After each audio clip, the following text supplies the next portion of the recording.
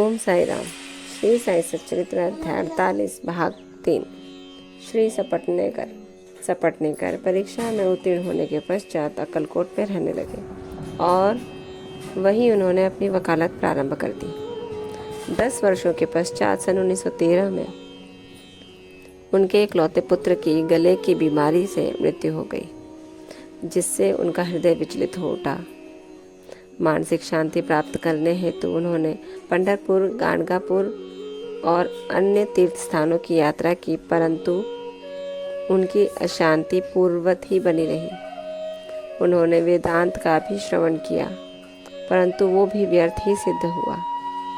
अचानक उन्हें शेवड़े के वचन तथा श्री साईं बाबा के प्रति उनके विश्वास की स्मृति हो आई और उन्होंने विचार किया कि मुझे भी शिरडी जाकर बाबा के दर्शन करना चाहिए। वे अपने छोटे भाई पंडित राव के साथ शिरडी आए। बाबा के दर्शन कर उन्हें बड़ी प्रसन्नता हुई। जब उन्होंने समीप जाकर नमस्कार करके शुद्ध भावना से श्रीफल भेंट किया तो बाबा तुरंत क्रोधित हो उठे और बोले कि यहाँ से निकल जाओ।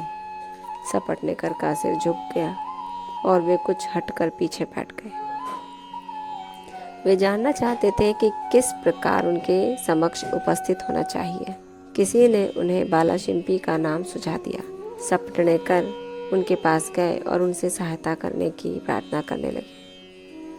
तब वे दोनों बाबा का एक चित्र मोल लेकर मस्जिद में आए।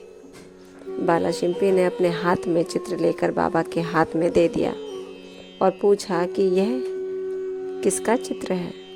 बाबा ने सपटनेकर की ओर संकेत कर कहा कि यह तो इसके अर्थात सपटनेकर की तरफ से इशारा करते हुए कहा, यह तो इसके यार का है। यह कहकर वे हंसने लगे और साथ ही सब भक्त मंडली भी हंसने लगी। बालाशिम्पी के संकेत पर जब सपटनेकर उन्हें प्रणाम करने लगे तो वे पुनः चिल्ला पड़े कि चल हट। सपटनेकर की समझ में नहीं आता था कि वे क्या करें।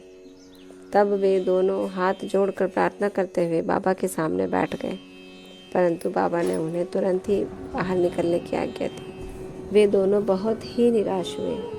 उनकी आज्ञा कौन टाल सकता था। आखिर सपटनेकर खिन्न हृदय शिरडी से वापस चले आए। उन्होंने मन ही मन प्रार्थना की कि हे साईं, मैं आपसे दया की भिक्षा मांगता हूँ।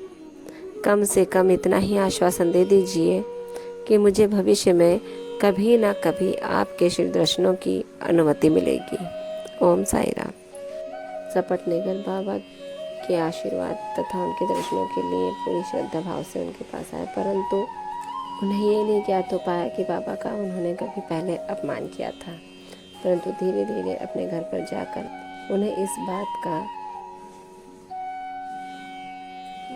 पता चल जाएगा तथा बाबा उन पर आशीर्वाद देंगे और उनको क्षमा कर देंगे। इसका आगे का अंश कल अंश 4 में श्रीमती सपटनेकर पर अध्ययन होगा। तब तक ओम साई राम। बाबा आप सब पर कृपा रखें, आपको आशीर्वाद दें और कष्टों से दूर रखें। ओम साई राम।